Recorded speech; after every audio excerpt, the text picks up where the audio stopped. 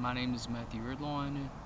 I was the former student at ACTI back in 2016 and 2017, and I took culinary arts.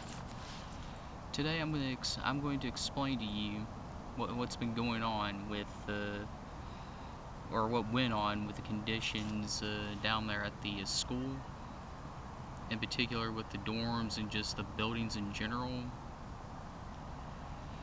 I shot two videos.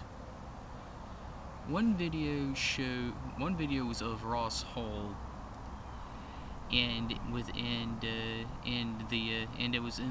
bathroom, and it was in the bathroom that was just adjacent to the rec room on the first floor of Ross Hall.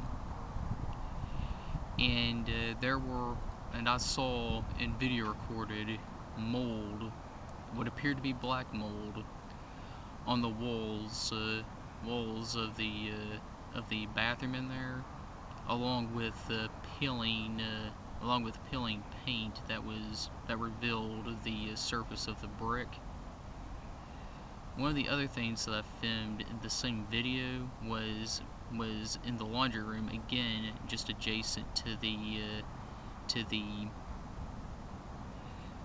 rec room. Was in the laundry room was an exposed thermostat with a vial that contained, I would say, anywhere from a half an ounce to as much as 3 ounces of mercury within a vial. And this vial was on a old thermostat, I'd say dating back to the 1950s or early 60s, may have been even as far back as the 40s or so. But anyhow, there was the vial of mercury that the way it was set up, it could have been anybody with wire clippers could have snipped the two wires and could have made off with their own little personal vial of toxic mercury as well, or if that vial of mercury was broken under any circumstances while say the students were roughhousing. I know from what I've heard about the protocols dealing with mercury and hazardous and other similar hazardous materials, that entire room and possibly even much of the building would have to be shut down, and they would have had to have called hazmat in to contain the mercury and clean it up. And the cleanup,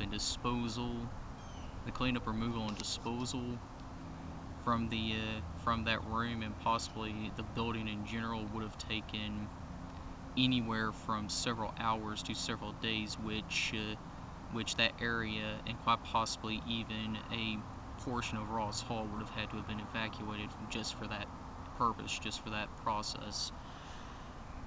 Another video I shot was when I myself contracted bed bugs. The morning that I woke up, Destiny Lovett noticed. I noticed my arms were itching, and Destiny Lovett noticed bumps, and she pointed out that she thought it was bed bugs, and immediately got out her smartphone and took pictures of my arms. They were initially trying to say that it was poison ivy, and at the same time they were sending housekeeping up to look at the conditions of the room to see what might be up with it. And almost as soon as I got off the second med, I got word that my room had to be essentially evacuated and all my things and my personal belongings decontaminated, and I would be moved to another room. And I do have a letter to prove this, as well as photographs shot by Destiny Lovett of my arms, as well as photos taken of the medication I was put on for the for the itching and the fact that I was taking antihistamines, both topical cream and Zyrtec. And another thing I would like to make mention is my education down there. For virtually the entire time I was down there, I only got to cook one thing down there at the school. Actually, truly, me myself cook something, and that was cheese sauce, and that was my project when I was getting ready for a job skills demonstration for Skills USA. And I did that maybe 3 or 4 times in a span of, I would say, maybe 2 or 3 days, if even. And but anything else I've had really associated with that school, even taking in regards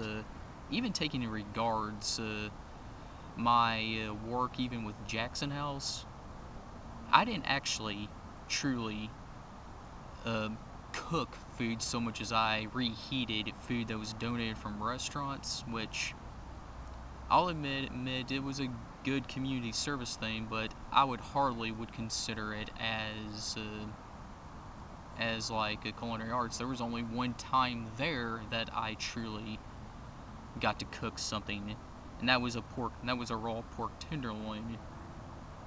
Other than cheese sauce and a pork tenderloin, my entire time down in Hot Springs really amounted up to really nothing. I mean, except for maybe some book work. I did get certifications, but I never got much of it. I've never really got hardly an opportunity to really practice what I learned in any of that.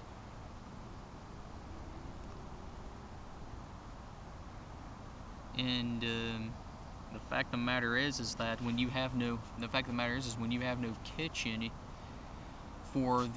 from March 17th all the way to all the way to June the 9th, we have no. When culinary arts has no kitchen,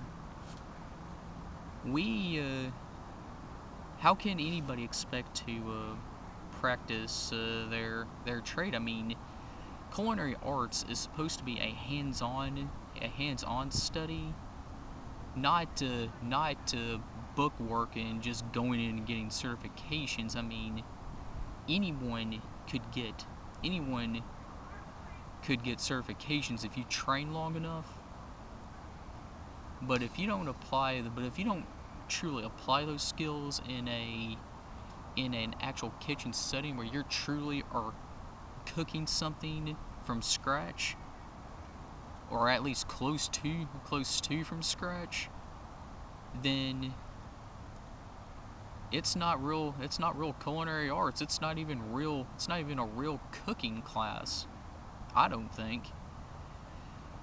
And personally, more recently I've heard that the soonest that they're going to be getting a kitchen down there, and this was when I talked to some of the staff down there during my graduation. The soonest, and also some of the students as well, they were expecting the kitchen to be open. It could have been anywhere from February of 2018 to possibly even as late as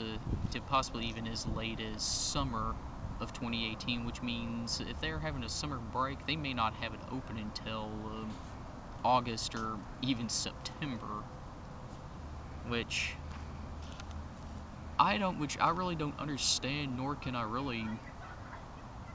I mean, I would have thought they would have been able to have gotten that opened up quicker than they did. And personally, I think they should have. They should have warned students before going into that class that there's not a kitchen. We're not going to have a kitchen for a very long time. To at least give them an option, and not all this when we were when they pulled students out of the cafeteria early on when I was there. Not any of this. Oh, we'll have one opened up by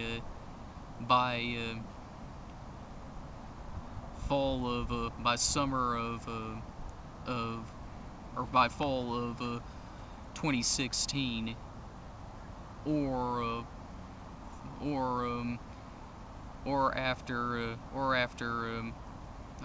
say spring of 2016, or summer of 2016, or oh, we'll have it open by the end of summer break, or no, it won't be until Christmas, or till just before Christmas or after Christmas break. I felt like in a lot of ways I was misled, and I'm pretty certain that me and many other students were misled, and I think even some instructors were misled in the information that they were giving there. That being said, at this point in time, I would not recommend ACTI for anyone down there that is expecting to take culinary arts. Now, mind you, I don't know what it's going to be like once they get the kitchen open. I don't know what's going to be. I don't know what's going to become. What's going to become of it after all that. It may very well improve. But anyway, that still isn't going to explain the situation dealing with the buildings, though. How are we going to, I was about to say, the situation with the buildings is probably going to take months, and most definitely, and in all probability, years. Most likely, if it took months, it would involve more or less them shutting down the entire school for months on end, and they would have to have a work crew working for several months, for like up to 6 months, that sort of thing. And the fact of the matter is all the bad sanitation conditions down there, dealing with the dorms, dealing with the showers, have resulted in people getting sick. Namely, people who have had their photos posted, who have had their photos posted and video posted, such as Destiny Lovett, myself with the bed bugs, and especially my brother Brian Ridlon, who has suffered excruciatingly, both physically, mentally, and socially in all of this. If it wasn't bad enough that they mistreated him so bad in cosmetology, he gets sick. They want to more or less cover it up and act like, or try to blame something else, or try to blame him for it, and there's no evidence suggesting that he had any kind of STDs or anything. At this point, it has been proved. He has proof that it is staph infection, not an STD. And they have chosen to do nothing for him. In fact, he had to beat through the bush, having to go through more private channels, dealing with going to medical clinics and having to go through a lot of drama with all that, just to get himself clean, just to get himself checked out and cured. and it was horrible for him. I witnessed that. And to rub salt in, and to rub salt and all that, to add insult to injury, Brian gets arrested 1 week before the graduation on Friday the 13th, on October Friday the 13th, 2017, and was dragged through the mud, initially accused of terroristic threatening, then finding out that it was all BS, finding out that the reason why he was arrested and sent to Garland County was for a BS reason, that really he shouldn't have even have been arrested for.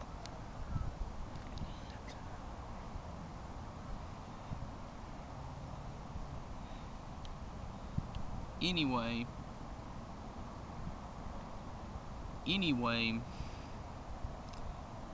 since all this, and especially with the no contact order, I've wanted to go down and at the very least finish my short-term programs, get my OSHA certification, get my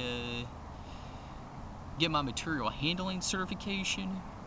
But I'm too afraid to go down there at this point because I'm afraid that if I say anything, they're gonna say, oh, they're using me as a mode of communication, or Brian's using me as a mode of communication to them, and they're gonna say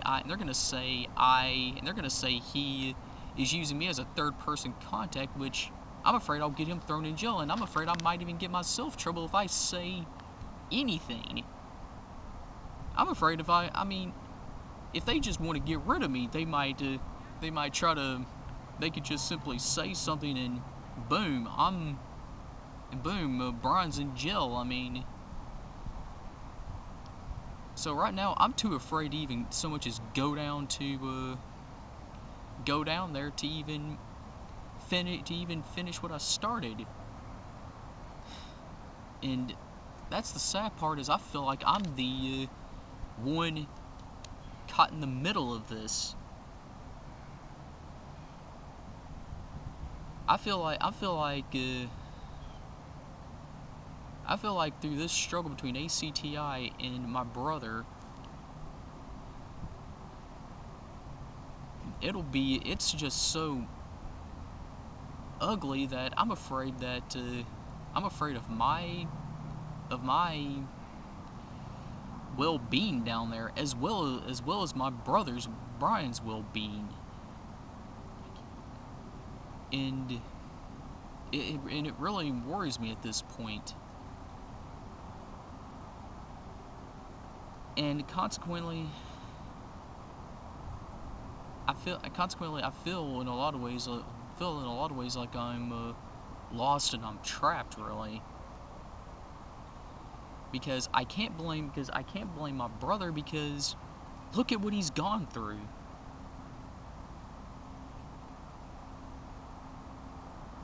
I don't know, but I know one thing. I wouldn't recommend ACTI to even my worst enemy, because if you speak out against anything that they're doing that the establishment there is doing wrong, you run the risk of being kicked out, you run the risk of being ridiculed, kicked out, banned, and even running a risk of even going to jail. Just because you chose to speak, even because you choose to speak out against something that is wrong. And Brian was done wrong, Destiny Lovett was done wrong, so many other students were done wrong down there.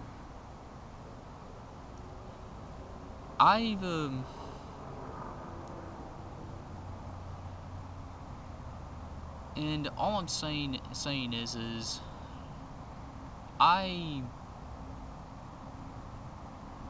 all I'm gonna say is that right now, I honestly feel trapped between a rock and a hard place. I don't feel like I can trust the people down at ACTI, Arkansas Career Training Institute. The people at I don't know. I really fear even trusting the people at ARS, Arkansas Rehabilitation Services, and ACE, Arkansas Career Training. The people that head that, which are the big ones that actually head both ACTI and ARS, can't even. I was about to say, I know for certain I can't even trust them, because even if there may be one or two individuals at any of those places that might have my best interest in mind, they're not going to be able to stand up for me for fear of losing their jobs, or for anyone. Not myself, not Destiny, and not even Brian, not even Brian Ridlon. And it's just crazy, man. And well, I need to cut this short though, but that's my feelings about all of this. And I know there's some of y'all students that are going to be upset about this, and you know what? That's okay. I just thank you for taking the time to listen. If you chose to click on this video and listen for all this time, thank you and God bless.